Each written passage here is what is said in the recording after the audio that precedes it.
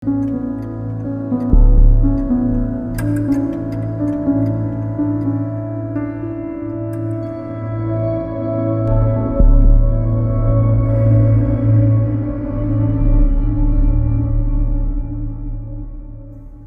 Marika Lillemets, teil on pikaajaline kogemus Eesti meediamaastikul ajakirjanikuna ja olete Eesti NATO Ühingus meedianõunik. Kuidas sai teie lugu Eesti NATO Ühingus alguse? Tõepoolest, sellest 20 aastast seob mind NATO Ühinguga viimased 15.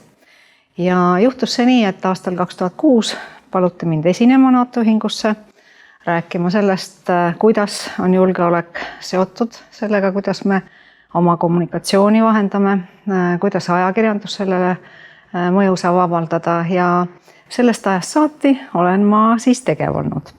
Juba järgmisel aastal peale pronksiööd hakkasime me õpetama ajaloo ja ühiskonnateaduste õpetajaid.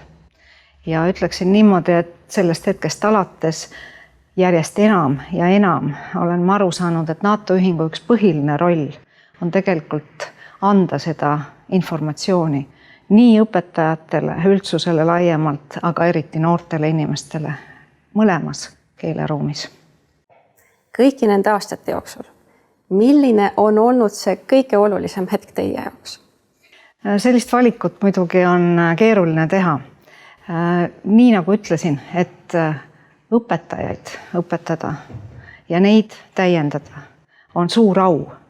Ja minu jaoks võib-olla kõige õnnelikum hetk oli see, kui me ei pidanud enam kasutama venekeelset sünkroontõlget.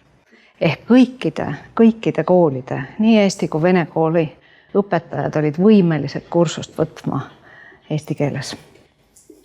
Mis on motiveerinud teid kogu nende aastate jooksul panustama Eesti NATO Ühingusse?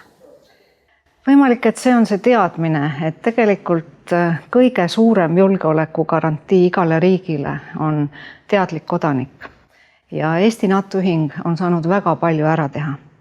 Kui kunagi öelda, et NATO Ühing loodi selleks, et olla organisatsiooni NATO advokaadiks, et selgitada ja õigustada, miks NATO olemas on, miks Eesti sinna peab kuuluma, sest me teame, et aastal 2004 ei olnud mitte kõik Eesti inimesed nõus sellega, et Eesti liitub NATO-ga.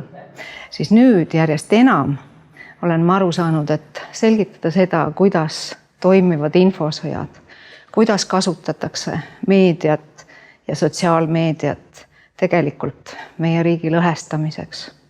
Millised on need variandid, mida meie saame kodanikuna teha, et kaitsta ise oma kodusid, oma peresid. Näiteks Eesti NATO Ühingu panus on olnud väga suur sellesse, et täna on meil seaduses laiapõhjaline riigikaitse. Sellesse, et paljud kogukonnad on hakanud tegelema asjadega, et poliitikud pööravad tähelepanu. Mina olin juures ka siis, kui Eesti liitus sellise initsiatiiviga nagu Naised, rahu ja julgeolek. Täna me näeme, milline on naiste roll, mis tähendab seda, et see 21. sajand annab meile väga palju ja väga sisulist jõudu juurde, sest naised on haaratud. Kuidas seda niimoodi kommunikeerida, et inimesed saaksid aru, et see on vajalik tegevus? Kuidas tõsta välja sellest nii-öelda propaganda roll ja muuta see inimestele omaseks? See on olnud minu ülesanne. Kuidas te hindate, milline on Eesti inimeste arusaam desinformatsioonist? Kindlasti on ta parem võib-olla kui paljuski teistes riikides, sest Eesti on ikkagi digiühiskond, meil tõesti on päris hästi läinud sellega. Aga kunagi ei ole küll, sest nii nagu areneb üks pool, nii peab järele võtma ka teine. Ja näiteks sotsiaalvõrgustike kaudu, eriti noortele inimestele, kes ju ei vaata televisiooni ega kuula võib-olla raadiosaateid, on väga tähtsad eeskujud. Ehk siis ka NATO Ühing oma videopostitustega saab tegelikult tekitada noortele sellist rollimudelit. Saab anda informatsiooni läbi selle, et noored ise räägivad. Ja ma arvan, et see on üsna tähtis. infosõda käib kogu aeg.